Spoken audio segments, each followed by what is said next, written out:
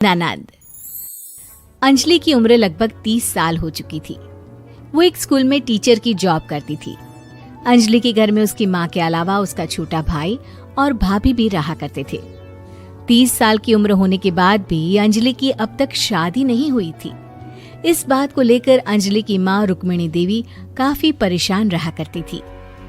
माँ, मैं स्कूल जा रही हूँ, जरा मेरा टिफिन तो दे दीजिए। अब क्या पूरी जिंदगी मैं तुझे टिफिन बनाकर देती रहूंगी? अरे कुछ सोचा भी अपने बारे में या बस ऐसे ही? क्या माँ, सुबह सुबह फिर वही बातें लेकर बैठ गई। माँ गलत क्या कह रही है अंजलि दीदी? इतनी उम्र हो चुकी है आपकी, माँ कब तक आपकी सेवा करती रहेंगी? भाभी, मैंने माँ को कब कहा कि मेरी सेवा करो? वैसे भी अपना टिफिन मैं खुद तैयार कर लेती हूँ, बस टेबल से उठाकर देने को ही तो कहा था।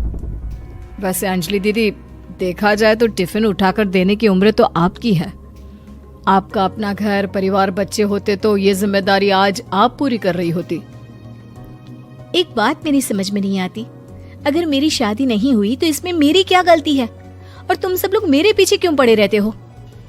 अरे कुछ कहना क्या पीछे पड़े रहना होता है? अपने छोटे भाई को देख, तुझसे 3 साल छोटा है लेकिन 2-2 बच्चे खेल रहे हैं आंगन में। मुझे आप लोगों की कोई बात नहीं सुननी, जा रही हूँ मैं। और आप में से किसी को मेरा कोई काम करने की जरूरत नहीं है, मैं खुद संभाल लूंगी। इतना कहकर अंजलि वहां से चली जाती है।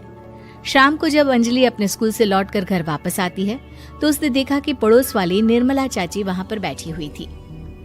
क्या बात है अंजलि बिटिया, नौकरी करके वापस आ गई? जी चाची जी, कैसी हैं आप? मैं तो ठीक हूँ बेटा, तुम बताओ शादी के बारे में कुछ सोचा या नहीं? अरे रहने दीजिए ना, इससे तो शादी की बात करना ही बेकार है। कुछ भी कहो तो गुस्सा करती है, बात बात पर आंखें दिखाती है।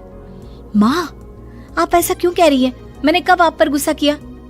अरे अंजलि बेटा, तुम्हारी माँ ठीक ही तो कहती है। 30 की होने आई हो, अब तुम्हें भी शादी वादी कर लेनी चाहिए। चाची जी, आप तो ऐसे कह रही हैं जैसे शादी करने से मैंने मना किया हो। रहने दीजिए निर्मला चाची, हमारी अंजलि दीदी को अभी तक उनकी पसंद का दूल्हा नहीं मिला ना, इसीलिए वो शादी नहीं कर रही। भाभी, ऐसी कोई बात नहीं है। अरे तो फिर क्या बात है? तुम्हारी माँ ने तुम्हारे लिए इतने रिश्ते ढूंढे लेकिन तुम्हें कोई पसंद ही नहीं आता। क्या है ना चाची जी, हमारी ननद रानी नौकरी जो करती है ऐसे ही थोड़ी ना किसी को पसंद कर लेंगी। अरे भाई, नौकरी का घमंड है तो बात अलग है, कोई और बात हो तो बताओ, कोई रास्ता निकाला जाए। नहीं नहीं चाची जी, कोई बात नहीं है, बस मुझे अभी तक अपनी पसंद का कोई मिला नहीं है। सुन लिया आपने? इस लड़की के तो पर निकल आए हैं और इतनी उम्र में अपनी पसंद का कोई मिलेगा भी नहीं इसे। माँ, आप मेरी शादी को लेकर हमेशा मुझे ताने क्यों मारती रहती हैं? अपनी माँ की बातें तो ताने लगती है। ताने हैं? बताओ, मैंने कुछ गलत कहा क्या? देखो, ये सब छोड़ो, मेरी दूर की बुआ का बेटा है, उसकी अभी शादी नहीं हुई है, उम्र होगी कोई 34-35 साल। आप कहें तो बात आगे बढ़ाऊं? अरे हाँ हाँ, क्यों नहीं, ये भी कोई पूछने की बात है। अरे जल्दी से लड़के को यहाँ बुला लो।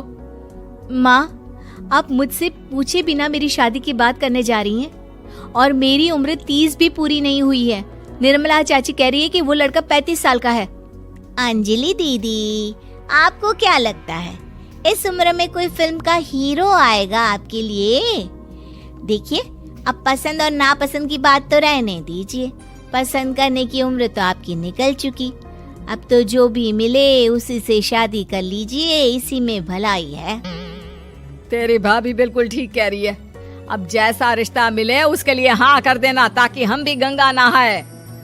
ठीक है, चलिए मैं उस लड़के को कहती हूँ, वो कल ही अंजलि को देखने आ जाएगा। अगले दिन निर्मला चाची के दूर का रिश्तेदार अंजलि को देखने उसके घर आता है। उसका नाम था अजय। अंजलि जी, तो आप नौकरी करती हैं, वो भी स्कूल में? जी हाँ, मैं स्कूल में टीचर हूँ। हमारी बेटी बहुत होशियार है। अरे पढ़ने लिखने में इतनी होशियार है, इसीलिए तो इसकी नौकरी लगी है स्कूल में। हाँ हाँ ठीक है आंटी जी, जरा मुझे भी तो बात करने दीजिए आपकी बेटी से। जी पूछिए ना, क्या पूछना चाहते हैं?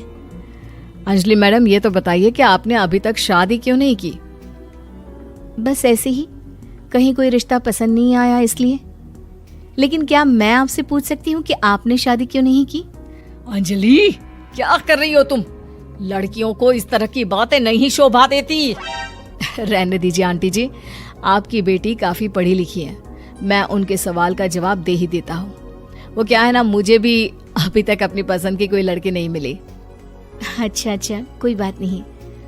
वैसे आपकी तनख्वाह कितनी है? कितना कमा लेती है महीने का?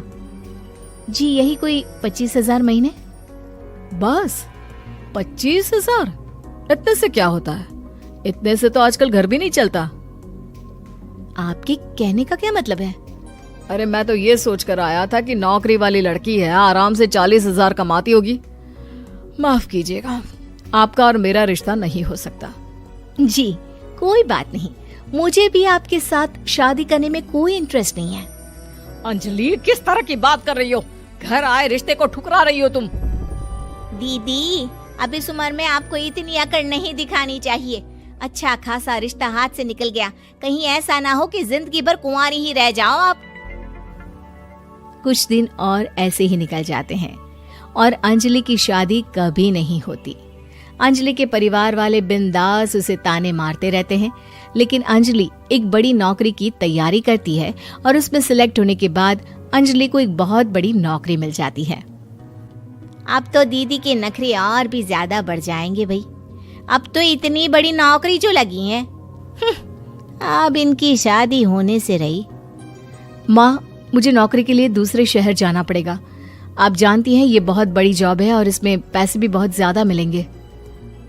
अच्छा, कितने पैसे मिलेंगे बेटा? माँ, मुझे हर महीने 90,000 सैलरी मिलेगी। क्या? अरे वाह वाह, ये तो बहुत अच्छी बात है। लेकिन फायदा क्या? कितने भी पैसे मिले, शादी तो हुई नहीं ना तुम्हारी। अंजलि नौकरी करने के लिए दूसरे शहर में चली जाती है और जब कुछ महीनों के बाद वो वापस घर आती है तो उसे अपने पति के साथ देखकर उसके घर वाले हैरान रह जाते हैं। अरे अंजलि, तूने शादी कर ली और हमें बताया तक नहीं। और दामाद जी करते क्या है? इतनी बड़ी कार है उनकी। माँ, मैं आपको सब कुछ बताना चाहती थी, लेकिन आप सबके ताने सुनकर बहुत दुखी हो गई थी और इसलिए मैंने अपनी पसंद से शादी कर ली। मेरे पति मेरे साथ ही ऑफिस में नौकरी करते हैं और बहुत बड़े अफसर हैं। और एक बात बताऊं माँ, आज मैं बहुत खुश हूँ।